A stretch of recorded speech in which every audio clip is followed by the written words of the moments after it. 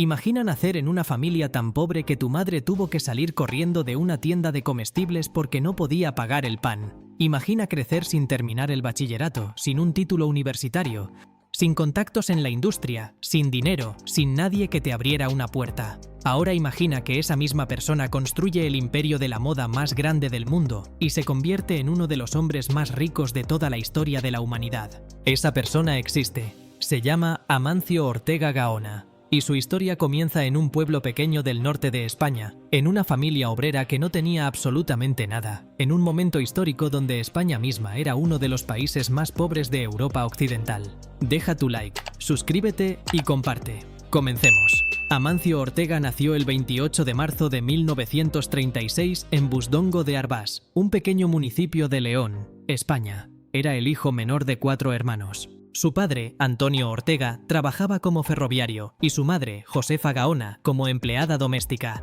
La familia vivía con lo justo y muchas veces ni siquiera con eso. España en aquellos años era un país devastado por la guerra civil, sometida a la dictadura de Francisco Franco, con una economía cerrada y una pobreza extendida que golpeaba especialmente a las familias trabajadoras. Los Ortega no eran una excepción, eran el retrato fiel de millones de familias españolas que sobrevivían día a día sin saber muy bien qué traería el día siguiente. Cuando Amancio tenía alrededor de 14 años, ocurrió el momento que lo cambió todo. La familia se había mudado a La Coruña, en Galicia. Su madre fue a una tienda de comestibles del barrio y el tendero le dijo que ya no podía fiarle más. No había dinero, no había crédito, no había más margen. El joven Amancio vio la vergüenza en el rostro de su madre, una vergüenza silenciosa y devastadora como solo puede ser la pobreza cuando se hace pública. En ese instante tomó una decisión que lo acompañaría el resto de su vida. Nunca más dependería de nadie para sobrevivir. Al día siguiente, dejó la escuela y fue a buscar trabajo.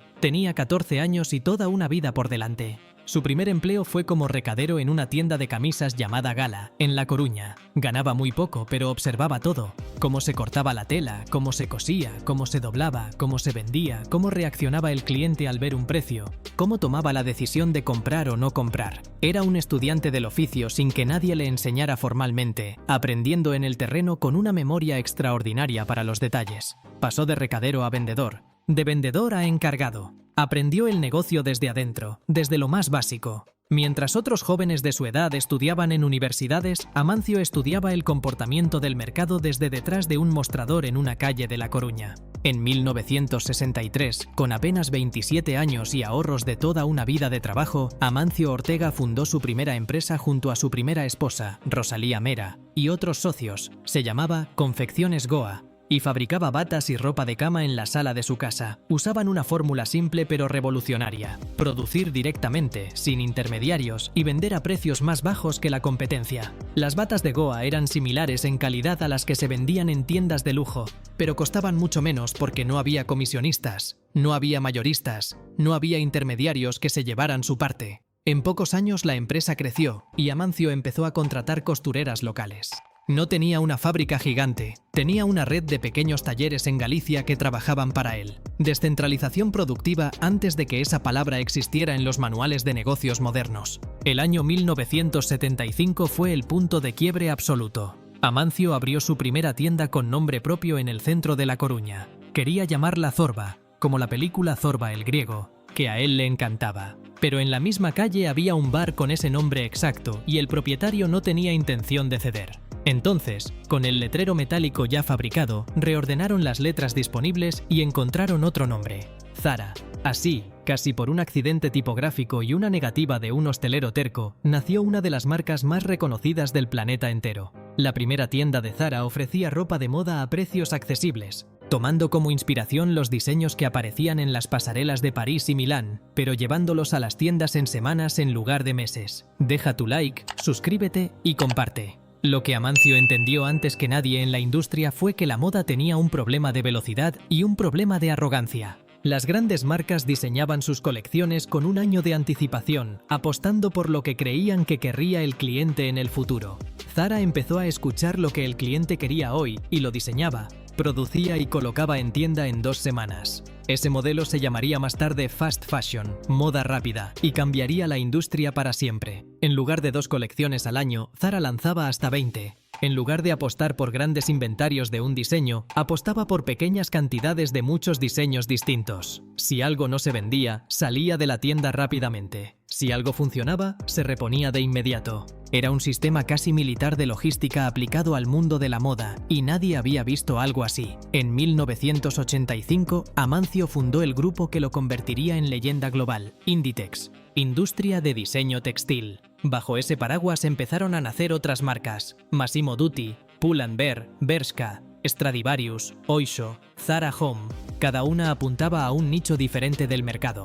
Juntas formaban un ecosistema de moda que cubría desde el bebé hasta el adulto mayor, desde la ropa de deporte hasta la lencería, desde la decoración del hogar hasta el traje formal. El modelo de Inditex era único en el mundo. Diseño, producción y distribución integrados verticalmente bajo un mismo techo. Mientras sus competidores tercerizaban todo en Asia en busca de costos más bajos, Amancio mantenía buena parte de su producción en España, Portugal y Marruecos, cerca del mercado europeo, lo que le permitía reaccionar al instante a los cambios de tendencia. El espía más importante de Zara nunca fue un diseñador de moda famoso contratado con un sueldo astronómico. Fue el cliente de a pie. Cada tienda de Zara en el mundo enviaba información diaria a la sede central en Arteixo, Galicia. ¿Qué prendas se probaban más? ¿Cuáles se compraban? ¿Cuáles se devolvían? ¿Qué colores pedían los clientes que no estaban disponibles? ¿Qué siluetas generaban más conversación en el probador? Los gerentes de tienda no eran vendedores convencionales, eran analistas de campo altamente entrenados. Esa información en tiempo real alimentaba a un equipo de diseñadores que trabajaban en ciclos de días, no de meses. Amancio construyó un sistema donde el cliente mandaba de verdad, no en teoría. No había grandes campañas publicitarias costosas porque no las necesitaba. Las propias tiendas, ubicadas siempre en las calles más comerciales de las ciudades más importantes del mundo, eran el escaparate y el anuncio. En el año 2001, Inditex salió a bolsa. Fue el mayor debut bursátil de la historia de España hasta ese momento. Las acciones se dispararon desde el primer día, y Amancio Ortega, el hijo del ferroviario que dejó la escuela a los 14 años, se convirtió de la noche a la mañana en multimillonario de los que cuentan con los dedos de la historia. Y no en cualquier categoría. En los años siguientes llegaría a competir directamente con Bill Gates y Warren Buffett por el título de hombre más rico del mundo. En 2015, según la revista Forbes, Amancio Ortega fue brevemente el hombre más rico del planeta, con una fortuna estimada en más de 80.000 millones de dólares. El recadero de La Coruña había llegado a la cima más alta. Pero lo que hace verdaderamente extraordinaria esta historia no es la magnitud de la riqueza acumulada, es la discreción casi sobrehumana con la que Amancio Ortega ha llevado su vida. Durante décadas no concedió ni una sola entrevista pública. No apareció en fotografías oficiales, no asistió a eventos de moda ni a galas benéficas de ningún tipo. La primera fotografía oficial suya no se publicó hasta 1999, cuando Inditex ya era un gigante global con presencia en decenas de países. Prefería comer en la cantina de la empresa junto a sus empleados que en restaurantes de lujo con reservas imposibles. Vivía y vive en La Coruña, la misma ciudad donde empezó, lejos de Madrid y lejos de todos los círculos del poder y la fama. Su mayor lujo conocido son sus perros y el fútbol local. La filosofía de Amancio se resume en una frase que le gustaba repetir a sus colaboradores más cercanos a lo largo de los años: hay que estar en la calle, ver lo que la gente quiere y dárselo antes de que lo pidan.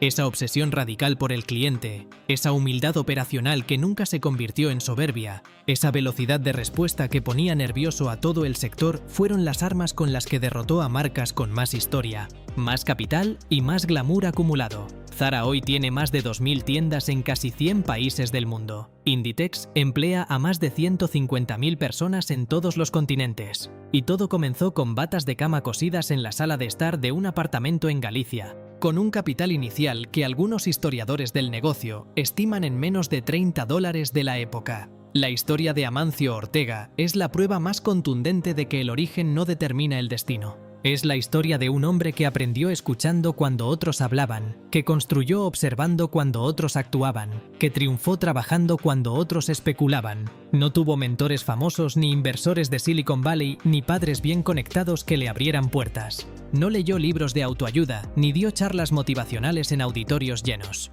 Simplemente entendió antes que nadie cómo funciona la psicología de un ser humano cuando quiere comprar ropa, quiere sentirse elegante sin arruinarse, Quiere lo que está de moda hoy, no lo que estuvo de moda hace 6 meses. Quiere poder cambiar su guardarropa cuando cambia el mundo. Y con esa idea que parece simple pero que nadie antes había ejecutado bien, construyó un imperio que cambió la moda, la economía global y la forma en que el mundo entero se viste cada mañana. Deja tu like, suscríbete y comparte. Hasta la próxima.